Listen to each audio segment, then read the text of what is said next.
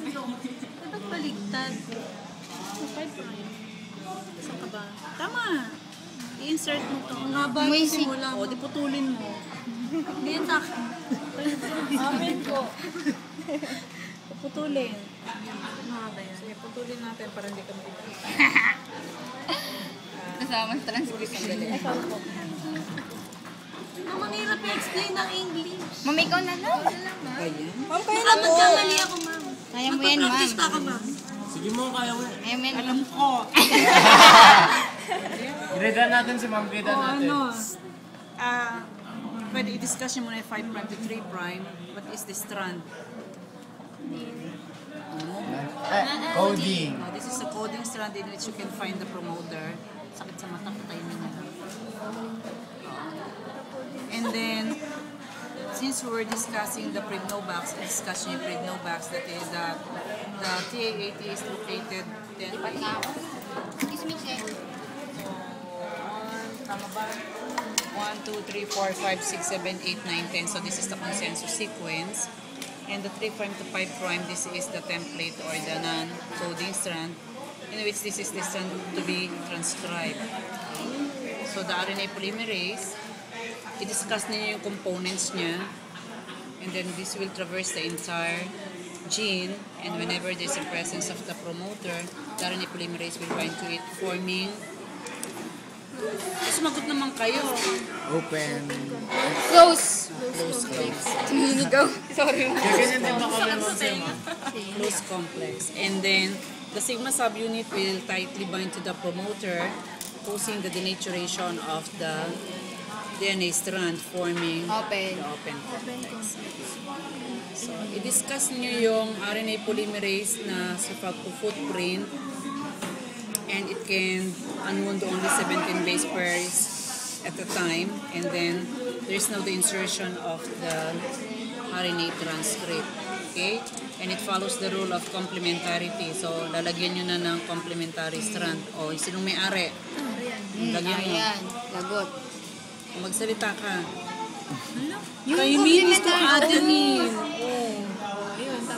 Adenine, uracil. O, why uracil? RNA. O, sige. Kasi RNA. And then, Sorry po. saan ka na ba? Saan ka ba?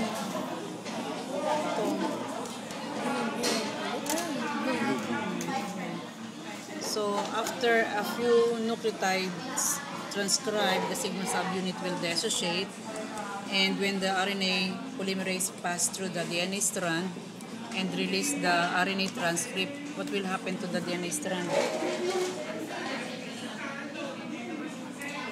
It will bind again, it will go back to its original form, and then the RNA polymerase slides along the DNA strand, so elongation na yun. So, ito nagko-close, ito nag-open. Okay, and the core enzyme na is responsible for the synthesis of the ribonucleotide. O, lagyan mo na hanggang matapos. Tapos sabihin nyo, guanin is cytosine, etc. Kung magsalita ako, Oreo. Asan ba yung magkakatapat? Ganyan. Guanin is, cytosine is to guanin. Ayan, tapat-tapat. Tapos yung Uracil again. Okay. Ito lumalabas pa isa-isa. Actually, dyan yan Diretso nagkakapi.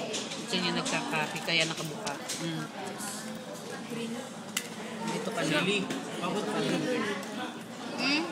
Tapos ito lalabas. Nang? Paano? Paano? Pwede ba? Pwede ba pahingi? Pwede pa hingi? Wait lang. Ay, pagka sa ano, magsalita naman kayo, ha? Yes, ma'am. Ayun kasi naiya. Ay, hindi naman minus. Eh, di ko ano yung sinabi nyo, yun ang grade nyo. Kung dire-diretso na po eh. Ano ba't kasi ang ganda? Palabas na sa lahat.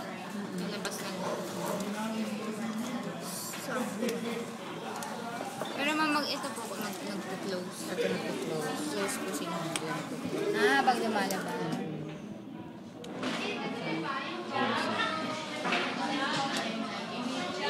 oh, ano nang sunod? And when it reaches a termination factor rho, meaning what? transcription is completed. And then it signals the termination in the RNA transcript drop of the DNA strand along with the RNA polymerase. Tapos na. And then the mRNA will move out of the nucleus and proceed to the cytoplasm for translation. Tapos na. Dali lang talaga. Pag hindi pa kayo mataas lahat yan ewan ko na lang mag-isip-isip na tayo kung magkikita pa tayo. Hello?